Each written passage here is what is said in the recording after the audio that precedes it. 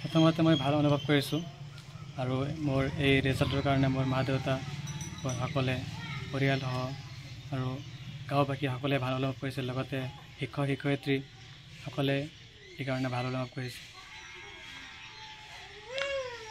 কিমান নম্বৰ পাইছা আৰু কোন কোন ছাবজেক্টত কিমান নম্বৰ পাইছা? মই মুঠত টোটেল 600ৰ ভিতৰত 581 নম্বৰ অৱলম্বন কৰিছোঁ। কোন কোন ছাবজেক্টত কিমান নম্বৰ পাইছা? মই ইংলিছত 100, এডভান্স মেথত 100, ছায়েন্সত 98, ছ'চিয়েল ছায়েন্সত 97, অসমীয়াত 98 আৰু জেনেৰেল মেথছত 88। ভৱিষ্যতে কি হ'ব বিচাৰিছা? ভৱিষ্যতত এজন সুনাগৰিক লগতে সমাজবাসীৰ কাৰণে এজন ভাল চিকিৎসক হ'ব বিচাৰিছোঁ। কি ক'বা, তুমি ক'ত পঢ়া শুনা কৰিছিলা আৰু য'ত পঢ়া শুনা কৰিছিলা তাৰ বিষয়ে কি ক'বা?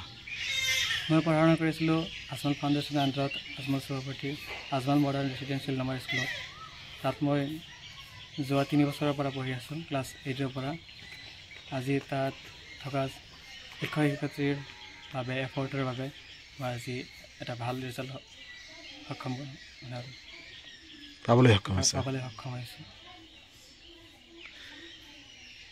দেখা যায় যে কিছুমান ছাত্ৰ ছাত্ৰী আছে যিসমূহ পঢ়াৰ সময়ত পৰীক্ষাৰ সময়ত অধিক টেনশ্যন লয়, পঢ়িব নোৱাৰে বা অনাগত দিনত যিসমূহ ছাত্ৰ ছাত্ৰীয়ে এক্সাম দিব সেইসমূহ কি এডভাইচ কৰিবা?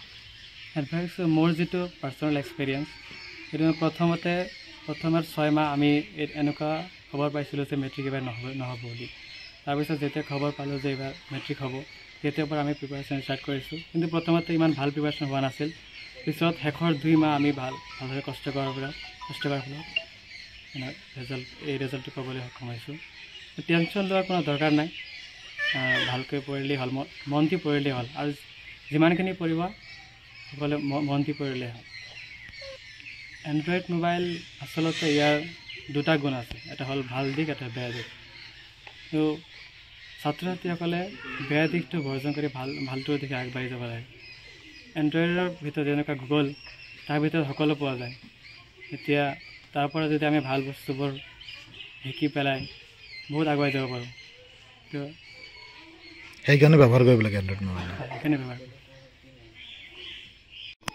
দেখা গৈছে আজি কিন্তু সকলো উৎফুল্লিত হৈ গৈছে, যে এই উৎফুল্লিত এই ধাৰা অব্যাহত ৰাখিবলৈ চেষ্টা কৰিবানে অনাগত দিনত? হয়, চেষ্টা কৰিম। অনাগত হাই ছেকেণ্ডেৰীত আৰু ভাল ৰিজাল্ট কৰিবলৈ চেষ্টা কৰিম।